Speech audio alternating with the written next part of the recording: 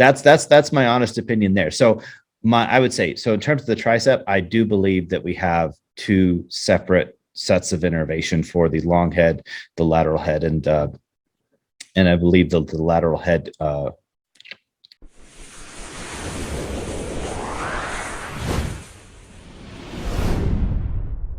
Yeah, well, that was one of the things I thought was interesting because I had heard him, and I was surprised to hear him say this. I had heard him say how, and this was like a tricep example, but he said something along the lines of, you can't get one of the heads of the muscle to pull harder than the other.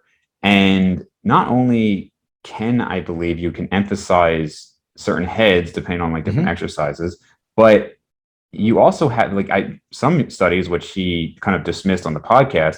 I believe some newer studies are even showing within a given head, you're actually seeing localized muscle growth depending on, I think if it was like more in the stretch position. Do you know what studies I'm talking about? A few recent ones. Yeah. So, those are two different things, right? Like, so regional hypertrophy within a muscle is we're just talking about basically where sarcomeres are being added within that tissue, whether they're distal or whether they're more medial, right? And likely the mechanism there is a lot of that tension that a lot of the passive tension contributors that happen with those stretch positions, right? Because you'll see a difference in the way pennation angle changes in response to those two. And so that those two things go together. In order for pennation angle to change in a muscle, it would have to add sarcomeres at the long end. So whether you're looking at research on change in terms of pennation angle, or if they're actually just measuring the start, like the same thing is happening. Like the fiber has to be getting longer, and that's just a process of how the body would organize, when it's getting stressed in those different positions. That's absolutely true. And in terms of the different heads, that's essentially what like our bread and butter for what we do in our lab is looking at how do we actually bias the different heads of muscles. But outside of what we do, because our research is not really published, so I don't like to use it exclusively, but you can look at, like, I think the best example I like to use is the gastroc, right? Like, how similar are the heads of the gastroc? And I did a research review with Chris Barakat, like end of 2019, I think, where they did that, the study of the toes in, toes out, toes straight forward, right? And they actually got significant difference in hypertrophy on the different heads using those different techniques, right? And if you're going to tell me that, wait, so we can bias the different heads of the gastroc that are very, very similar, but we can't bias the heads of the bicep and the tricep that are much more divergent than the gastroc. Have different origins, right? Yeah. The long head is origin, it's on the scapula, right? Yeah. Yeah. And then the lateral head, and this is what, like, there's levels to anatomy. So like the lateral head also crosses the shoulder, kind of. And what I mean by that is, so in the sides of the leg and the thigh, you have these little connective structures. They're called intermuscular septums. And essentially what they do is they help muscles kind of share a common origin insertion and also cinch in with the fascia. And so what we look at in the arm is basically, and you like, if you've seen a bodybuilding show or just anybody lean, if you've ever just flexing the tricep and you see the look of that lateral head of the tricep, you're like, wow, it looks like it goes and it attaches like to this long thing. It doesn't look like it goes to a point. Well, and that's because it doesn't. And it attaches to this long strip into the humerus, but also into this septum that runs up the side of the arm that then basically ties it into the posterior deltoid complex. So basically it's a way of almost creating like a soft merger of those two tissues so that they have a bit of a tug on each other, right? Which means that, well, I actually, like, if I position my shoulder differently, I will get different magnitudes. If we like measure EMG, for example, in that lateral head of the tricep versus the other heads of the tricep, right? And that's basically kind of what we do, in our lab is we're trying to investigate, okay, what are the two extreme ranges of motion for this muscle? And then if we do an exercise in between there, can we then use tangible data like blood oxygen and EMG to actually show that, okay, it does look like if we do this position that we preferentially bias that tissue. And then the next step is, can we correlate that with what we see in the research hypertrophy wise? And then the far distance step will hopefully be that somebody will then take and put that into long long form studies that I don't want to have to do all of them for the whole body. Like we're gonna need some help from the other labs in the world at some point.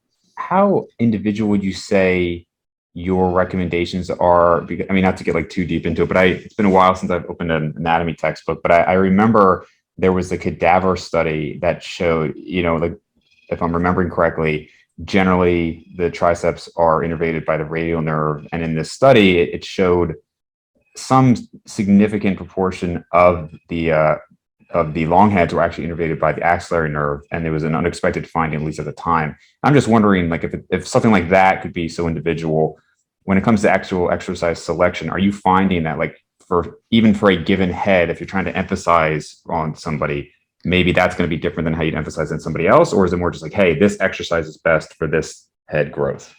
All right. So I'll give you my honest opinion on both the variations that we see in innervation and also the variations that we see in anatomy studies that will be like, oh, what percentage of people does the lat attach to the scapula and what percentage it doesn't?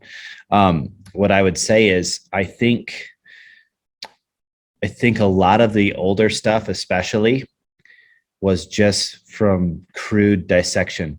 So I think I tend to bias my opinion towards the newest research because a lot of the old dissection stuff was very crude. They were just cutting through stuff, not knowing what it was and whatnot. And so I think some of that variation just came down to human error. That's my honest opinion, having been in a lot of cadaver labs and having, done a lot of this research.